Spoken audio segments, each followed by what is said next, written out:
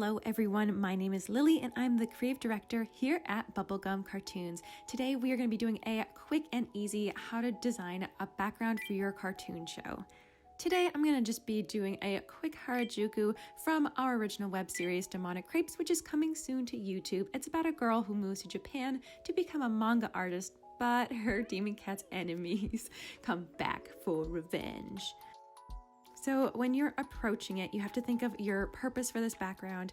Personally, this is going to be kind of like a new end card for me, and I wanted it to have the idea behind the opening of My Neighbor Totoro, which is kind of like where Mei is walking through and then all these like little creatures kind of like pop up. So I changed it to be like a bunch of monsters attacking Sophie and Pancake as they walk through Harajuku. She works at that crepe stand in the middle. So here I just kind of have a very basic outline, as you can see, of how big Sophie will be, and then the little pockets where the monsters will be, and then we're gonna kind of design it around that, but I can also crop it too and kind of just make it just the street and stuff. So let's get started. You also want to think a lot about your staging and think about where you want things to be, where you want the focus to be. I know the color designer for Steven Universe said that they definitely use a lot of light, so they point a lot of the lights where they know the characters will be. And if you're thinking like, I don't know where the characters will be, then definitely check back to your storyboards and see where you want to stage. Up next is perspective, and yes, perspective is very tough. I'm not gonna say that I'm an expert at perspective, so today we are taking a really chill approach to perspective, and we are just doing a cityscape. And one thing that's super important to learn, which I learned when I was little, for some reason I thought it was the opposite, but when you look at like some trees, or in this case buildings, they're actually gonna be darkest in front, and then they're gonna climb to a paler color in the back. So it actually fades out. You'd think since it's like dark and far away, nope. So you're gonna have the darkest buildings in the front, and then they're kind of slowly gonna like, you know, the hue is gonna get much lighter as you go. Also think of the personality of the city. So I had this balance of I wanted it to be my own style. I wanted it to be my Harajuku. I wanted it to be something that made me happy, because I think I've mentioned before, I really used to hate doing backgrounds, and now I just kind of like claim them as mine, and I'm kind of like ruling my own art now. So definitely make the city your version of it. It's your show, you know, just take it by the horns and just like really make it something that you're happy with. Make it an environment that you are excited for your characters to be in. So with this one, I kind of looked at a lot of the old 1950s aesthetic of Powerpuff Girls and like their skyline, which is gorgeous. So I've always loved the girls' circular windows, so I add a lot of circular windows in my cityscapes. I also definitely wanted to include some elements of Harajuku, so of course I had a lot of picture references of Harajuku as well, because as much as it is like my Harajuku, you want to make sure it's like, oh, this could be any city, you know, USA or whatever. So definitely be sure to incorporate things like that. When it comes to color, I used a pretty simple palette. I really have been obsessed with these couple saved palettes that I have on my iPad that I really enjoy just kind of using over and over again. I wanted to keep this consistent with the last background I did, which is for the second episode of the series, and it's where Sophie's riding her bike to work, and it's like this hilly, like the front part of Harajuku, and I did use that color palette for that part, so I wanted to make sure I carry that over. And the only thing from a different color palette is of course Harajuku Crepes, which is the crepe stand where she works. So I wanted that to kind of like pop out. So obviously you can make them whatever color you want, but I decided that I really liked the blues, and then with a pop of pink.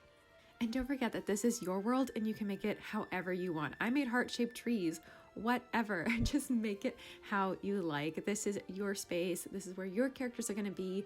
And so just have fun, try new things, and don't beat yourself up if it's a little tricky at first. Alrighty, I'm going to walk you through my steps of making this really simple, really easy background. So first I have my very simple outline of where I kind of want the buildings to stop, where the street will be, how big Sophie's going to be, and then the 4 little pockets for the monsters down below. I'm going to start off with my blue sky. I added these little like shafts of light coming through. They almost kind of look like shooting stars. And then I added wispy little clouds. And then I started the ground floor. I did this kind of like really, I believe it's a dark blue, and I added little black stones in there to kind of give it like an earthy feel. I was thinking about adding like dinosaur bones and stuff because I always loved it when people would illustrate underground like that, but I decided against it, so just take away from the characters I was animating. And then I drew the sidewalk above, or the street above, pardon me, and then I did the sidewalk. I did this kind of perspective where the tile in the middle kind of faces forward and then they splay out from there. It's not perfect, but you know, I did my best.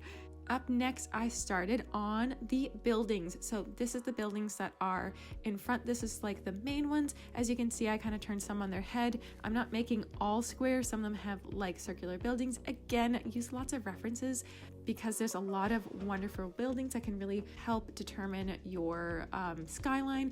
Like you could do Sky Tree or the Tokyo Tower, Empire State Building.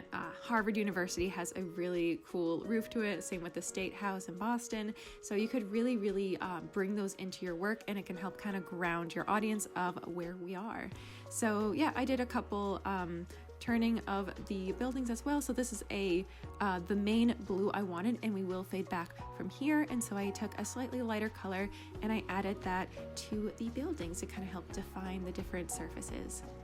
Up next, I did some buildings behind them, again, lighter color, and then an even lighter color to add in the window details and such. Behind that, we have an even lighter blue with an even lighter bunch of windows, and you can see that I kind of planned on where I wanted things to peek out behind things, so it had like some personality. It wasn't just like boxes and boxes and boxes in the back. Here I added details, again with the circular windows, and yeah, I tried to make all sorts of windows, some suggestions of doors and such. And then I was looking at it and I realized that I didn't buy that main layer as like the storefronts, and like as if a character could like walk in to a door. They kind of looked like too much in the distance, so I did add a darker layer because we're working towards the camera. We want to be darker. So I added darker buildings that were more of a storefront. Harajuku Crepes is based on Santa Monica Crepes in Harajuku, and it looks like very similar.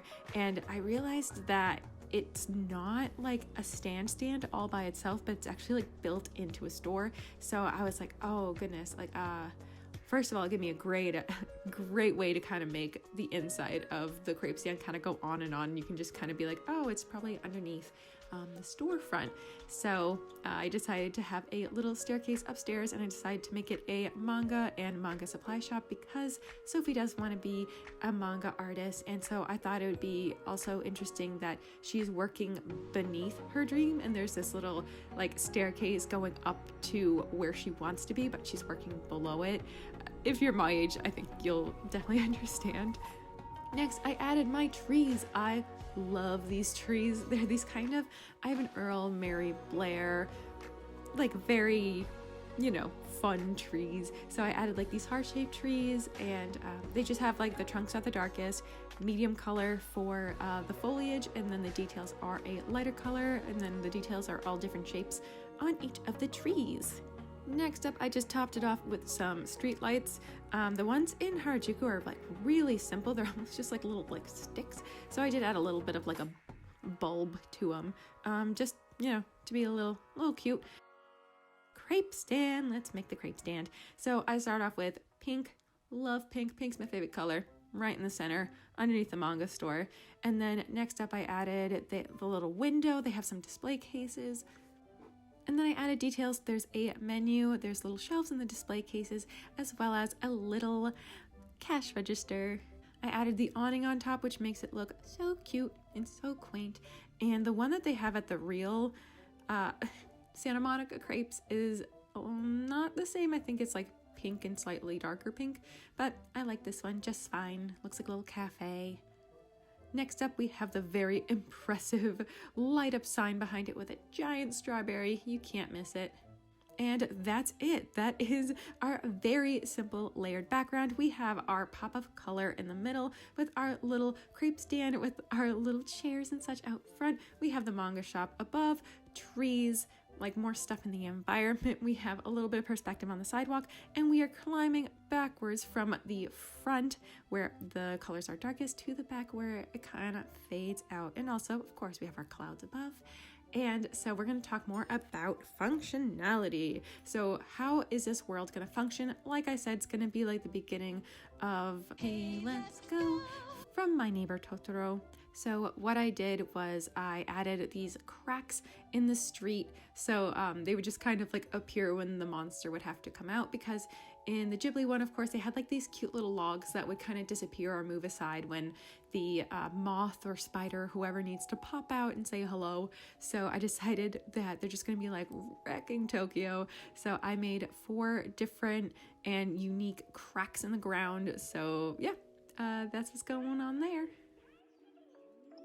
Shout out to our patrons on Patreon, Impro Comics, Nadir, Justin R. Williams, Javier Mendez, and Nico Weaver. If you guys would like to join our friends on over there, you can go to patreon.com/Bubblegum Cartoons. You guys really help me make this show, and I really, really appreciate your support. If you do not have the means to join our Patreon, don't even worry about it. Just share this video with your friends. Shout out to this very, very impressive fan art of the week. This is by 5 Nights, and this is incredible because it's a fan animation. I am so impressed whenever you guys do fan animations. I love this. This is Sophie like drawing her manga in her cute little PJs from the pilot, and then little Pancake comes along and is kind of like snoodling her, and this is so cute. Honestly, like much better animation than I did in the pilot, which was like 4 years ago.